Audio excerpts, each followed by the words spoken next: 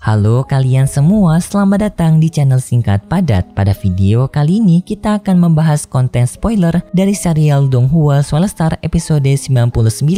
Jadi pada video kali ini kita akan lanjutkan pembahasan konten spoiler, bukan serial Donghuanya. Untuk serial Donghuanya sendiri akan tayang setiap hari Selasa. Dan kenapa Mimin sekarang membahas konten spoilernya lagi? Karena di hari Senin ini Mimin gak punya pembahasan apapun. Jadi daripada gabut, Mimin membahas konten spoiler saja dari serial Donghua Soulstar episode 99.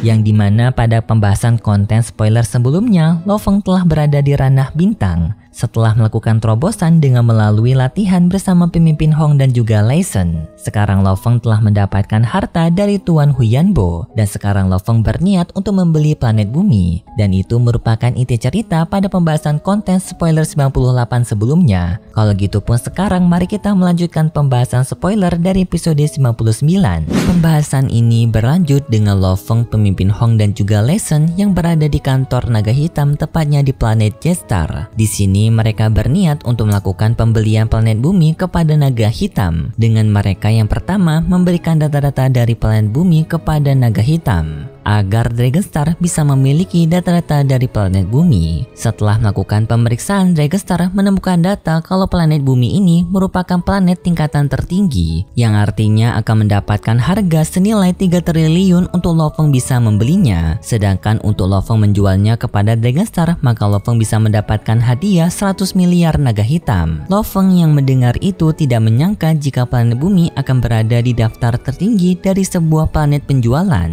Babata menjelaskan kepada Lo Feng kalau hal ini merupakan hal yang masuk akal karena pemilik dari planet bumi sebelumnya merupakan penguasa abadi, yaitu Tuan Huyanbo. Jadinya jika planet tersebut telah dimiliki oleh penguasa abadi, maka harganya akan sangat mahal. Lo Feng pun menyampaikan kalau dirinya akan sanggup membeli planet bumi dengan harga 3 triliun tersebut. Tetapi sayangnya pembelian planet ini merupakan sesuatu hal yang sangat ribet. Perlu melakukan beberapa verifikasi untuk bisa membeli ataupun menjual planet ini. Diperkirakan verifikasi tersebut akan berjalan selama 1 bulan penuh. Lo Feng yang mendengar itu pun sangat kaget karena waktu tersebut memakan waktu yang sangat lama. Sedangkan keluarga Nolashan telah berada di planet bumi. Lei Shen yang mendengar itu juga ikut kesal karena ternyata sistem pemerintahan dari alam semesta juga sama dengan bumi, yaitu sistem administrasinya yang membutuhkan waktu sangat lama. Tetapi sang pelayan naga hitam memberitahu sebuah tips kepada Lo Feng. Jika Lo Feng memiliki background dari keluarga besar, maka Lo Feng bisa melakukan pembelian planet bumi dalam waktu yang sangat singkat, bahkan hanya beberapa menit saja. Lo Feng semakin khawatir setelah mendengar hal tersebut karena background dari keluarga Nolashan merupakan salah satu background keluarga yang besar. Bisa-bisa keluarga Nolashan lebih duluan untuk bisa membeli planet bumi daripada mereka berdua. Lei Shen dan pemimpin Hong memiliki pendapat yang sama. Mereka berdua pun menyuruh kepada Lo Feng untuk berusaha mencari jalan agar mereka bisa membeli planet bumi dengan waktu yang cepat. Lo Feng pun kembali berbicara kepada sang petugas penjual planet. Lo Feng menyampaikan jika sang petugas penjual planet bisa melakukan penjualan bumi selama 5 hari, maka dirinya akan memberikan bayaran senilai 10 juta. Dan jika sang petugas bisa menyelesaikannya dalam waktu 1 hari, maka Lo Feng akan memberikan bayaran senilai 500 juta. Dan jika sang petugas bisa menyelesaikan pembelian ini dalam waktu 1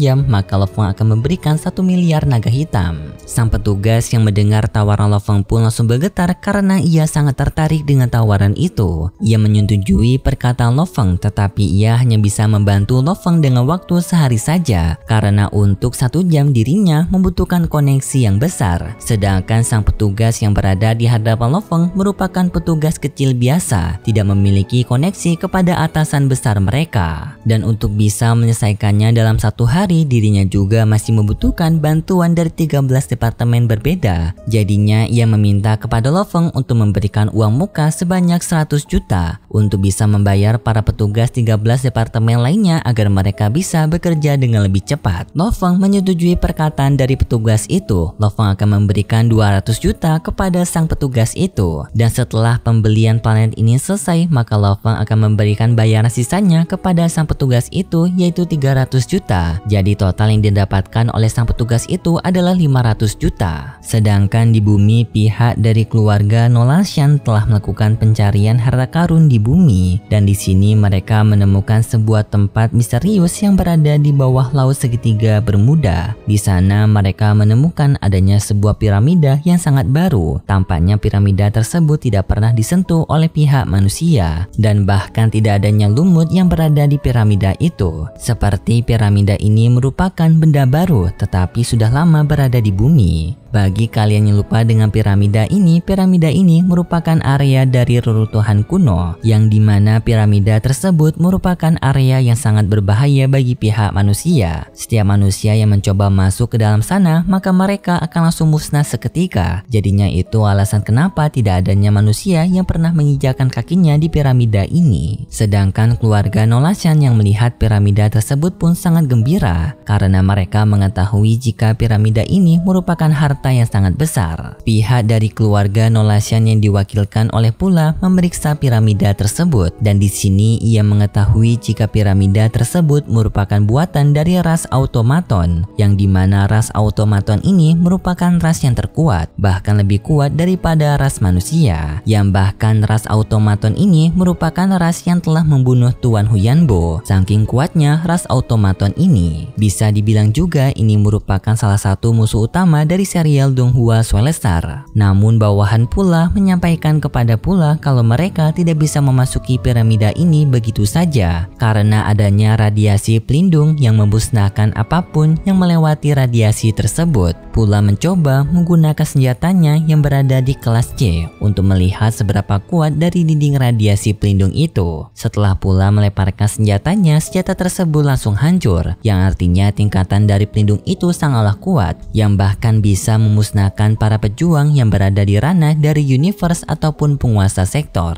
Pula yang melihat ini pun semakin bersemangat dan juga senang, karena semakin kuat penjagaan piramida ini maka harganya akan semakin mahal. Bisa jadi di dalamnya terdapat harga yang sangat berharga, dan Pula yakin jika piramida ini merupakan sebuah kapal luar angkasa, dan kapal luar angkasa buatan dari ras automaton biasanya memiliki harga yang sangat spesial karena kebanyakan teknologi yang dibuat dari alam semesta menggunakan sisa teknologi dari ras automaton. Jadinya kapal bekas ras automaton akan memiliki harga yang sangat mahal. Bahkan satu kapal terbaik dari ras automaton bisa bersaing dengan kekayaan dari keluarga Nolashan. Pula langsung mengabarkan hal ini kepada kakeknya yaitu Yuke Nolashan mengenai adanya piramida yang diduga merupakan kapal dari ras automaton. Yuke Nolashan yang mendengar itu pun sangat senang mendengar adanya kapal dari ras automaton yang berada di planet bumi. Pula juga memberitahu tentang informasi dari tanduk emas yang katanya dulunya pernah menyerang bumi sekarang tetapi sudah tewas. Namun Yuke Nolashan tetap merasa senang karena mayat dari tanduk emas merupakan salah satu dari harta yang berharga. Lalu tetua Yuke menyuruh kepada Pula untuk segera mengirimkan bawahannya ke tempat dari planet Jetstar untuk segera mendaftarkan bumi ke dalam planet keluarga Nolashan mereka, karena jika tidak mereka akan keduluan oleh orang lain.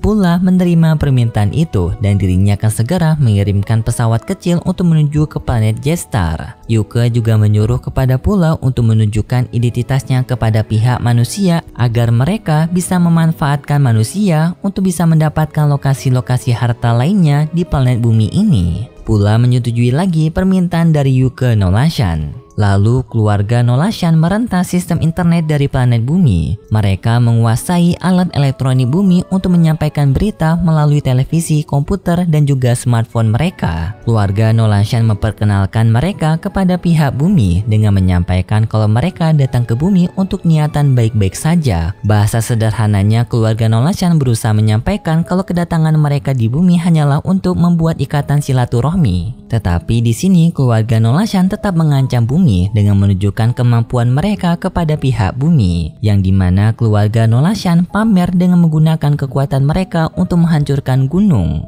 tetapi pula memberitahu kalau niatan silaturahmi mereka bisa menjadi sebuah bencana bagi pihak manusia jika para elit bumi yang berada di basis pertahanan hidup tidak segera keluar dan menjalini ikatan komunikasi dengan mereka, maka mereka akan menghancurkan planet bumi. Pula akan memberikan waktu kepada manusia selama 12 jam. Jika 12 jam tidak ada respon dari pihak elit manusia, maka mereka akan menghancurkan bumi. Dan setiap jam tersisa menuju angka 12, maka mereka akan menghancurkan kota yang berbeda. Para pihak manusia yang mendapatkan berita itu pun sangat kaget. Sebenarnya pihak manusia yang berada di dalam basis pertahanan hidup tidak sepenuhnya seluruh pihak umat manusia, karena basis pertahanan hidup sendiri memiliki kapasitas mereka masing-masing. Jadinya keluarga biasa yang tidak memiliki latar belakang yang besar, mereka tidak akan masuk ke dalam basis pertahanan hidup. Dan para manusia yang berada di luar dari basis pertahanan hidup, mereka pun langsung mengeluh kepada pihak elit bumi, karena para elit bersembunyi di tempat yang aman, tetapi manusia biasa dibiarkan begitu saja. Mereka di sini jadi bertanya-tanya di mana sisi kepahlawanan dari Lo Feng, pemimpin Hong dan juga Lei Shen. Kenapa mereka tidak muncul untuk melindungi manusia biasa? Seketika kondisi yang berada di luar maupun di dalam dari basis pertahanan menjadi sangat kacau. Orang-orang yang berada di luar meminta keadilan dari para elit, sedangkan orang-orang yang berada di dalam basis pertahanan hidup meminta kepada para elit untuk menuruti permintaan dari para alien itu, yaitu membukakan pintu basis pertahanan hidup dan berbicara kepada mereka. Tetapi para elit tidak menyetujui permintaan dari para penduduk, karena mereka telah mengetahui jika apa yang disampaikan oleh keluarga Nolashan merupakan suatu kebohongan. Jika mereka membuka basis pertahanan hidup, maka itu merupakan kesempatan mereka untuk menyerang para elit bumi dan mengambil kekuasaan sepenuhnya dari planet bumi.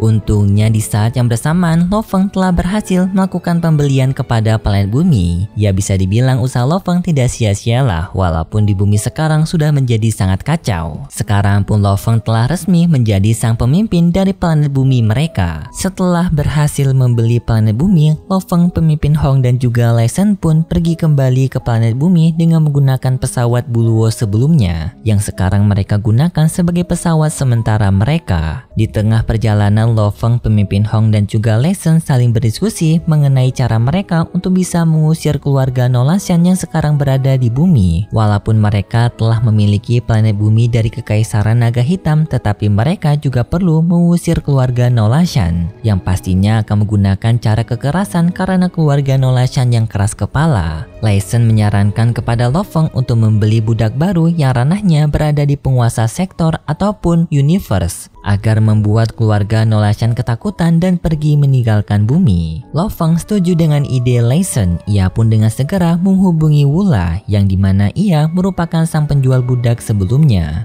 Lo Feng langsung bertanya kepada Wula apakah Wula menjual budak ranah universe, dan Lo Feng ingin mengetahui harganya terlebih dahulu. Wula memberitahu kalau mereka memiliki persediaan dari budak level universe, tetapi harganya akan sangat mahal, karena untuk bisa mendapatkan budak level universe, mereka harus menggunakan cara yang sangat sulit. Mereka juga membutuhkan para pejuang tingkatannya lebih tinggi dari universe untuk bisa mendapatkan budak level universe. Wula memberitahu kalau harganya adalah 10 triliun ataupun 10 miliar dolar Ganwu. Lo Feng yang mendengar itu pun sangat kaget karena harganya ini sama dengan total uang yang baru saja Lo Feng dapatkan dari Tuan Huyanbo, yaitu 10 miliar Ganwu. Tetapi Lo Feng telah menggunakannya untuk membeli planet bumi. Sekarang Lo Feng hanya tersisa 7,8 miliar Ganwu. Jadinya Lo Feng tidak akan bisa membeli budak level universe ini, dan Lo Feng sama sekali tidak setuju untuk membelinya karena harganya sangat tidak wajar. Babata memberitahu kepada Lo Feng kalau mereka sebenarnya tidak sampai perlu membeli budak level universe. Dengan mereka yang hanya perlu menyampaikan hak kepemilikan dari planet bumi yang telah berada di tangan Lo Feng kepada keluarga Nolashan, hal tersebut sudah bisa membuat keluarga Nolashan ketakutan dan mungkin bisa meninggalkan bumi dengan cepat. Babata pun dengan segera menghubungkan sistem komunikasi kepada planet bumi agar Lo Feng bisa memberitahu hak kepemilikan hartanya kepada keluarga Nolashan.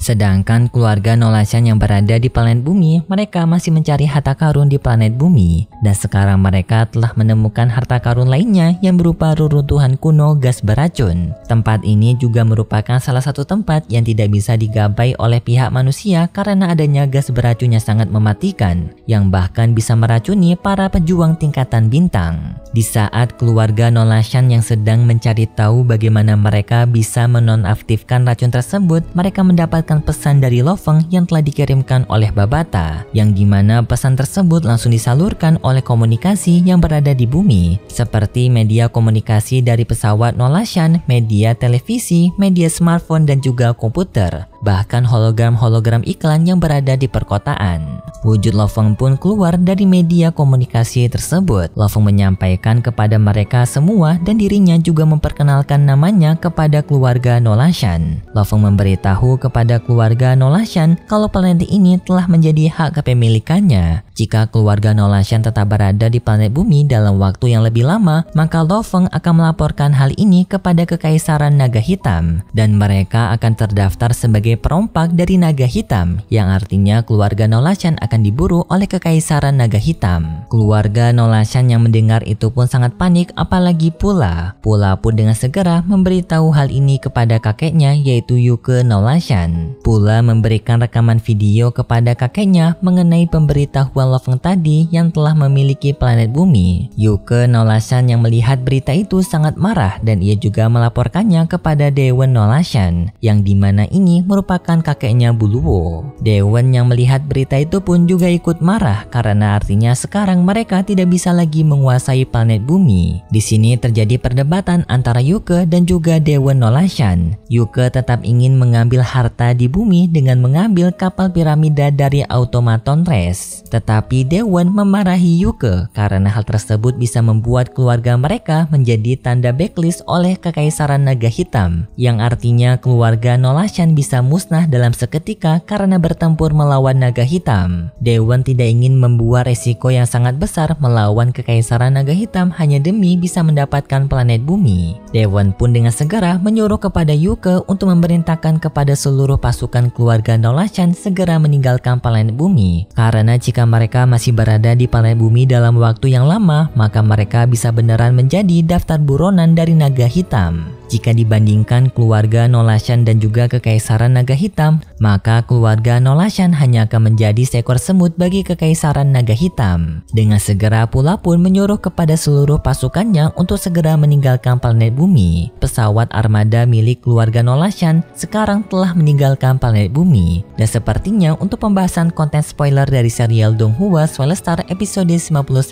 sampai di sini dulu. Kalau gitu terima kasih buat kalian semua yang sudah menonton video ini sampai akhir. Jika kalian suka dengan video kali ini, bisa beri like serta subscribe, dan sampai jumpa di video selanjutnya. See ya!